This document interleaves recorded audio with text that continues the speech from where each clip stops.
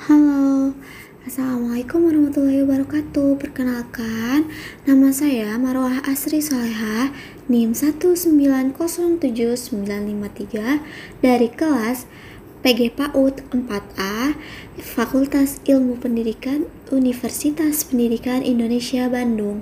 Di sini saya akan menjelaskan tentang stimulasi literasi pada anak usia dini. Definisi literasi adalah istilah umum yang merujuk kepada seperangkat kemampuan dan keterampilan individu dalam membaca, menulis, berbicara, menghitung, dan memecahkan masalah pada tingkat keahlian tertentu yang diperlukan dalam kehidupan sehari-hari. Peran orang tua sangatlah penting dalam menstimulasi literasi anak sejak usia dini, mulai dari rumah. Mengapa sejak usia dini? Karena pada masa ini, orang tua masih menjadi poros utama bagi anak. Anak masih banyak menghabiskan waktu bersama orang tuanya.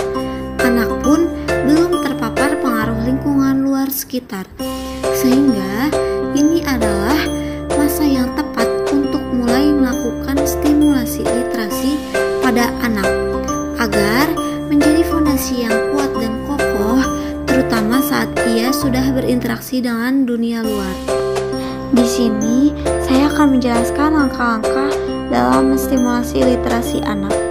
Yang pertama, niat. Niat ini penting, mengingat proses stimulasi literasi ini membutuhkan waktu yang tidak cepat dan juga membutuhkan kesabaran. Yang kedua, mencari tahu mengenai literasi secara jelas dan terperinci. Hal ini penting dilakukan karena kita bisa tahu langkah atau cara yang dapat dilakukan agar mencapai suatu tujuan, yakni memiliki kemampuan hingga budaya literasi. Untuk usia dini, ada tahapan dasar yang harus dilakukan terlebih dahulu sebelum masuk ke dalam ranah literasi, yakni menstimulasi kemampuan dasar berbahasa anak usia dini. Yang ketiga, mengetahui gaya belajar anak.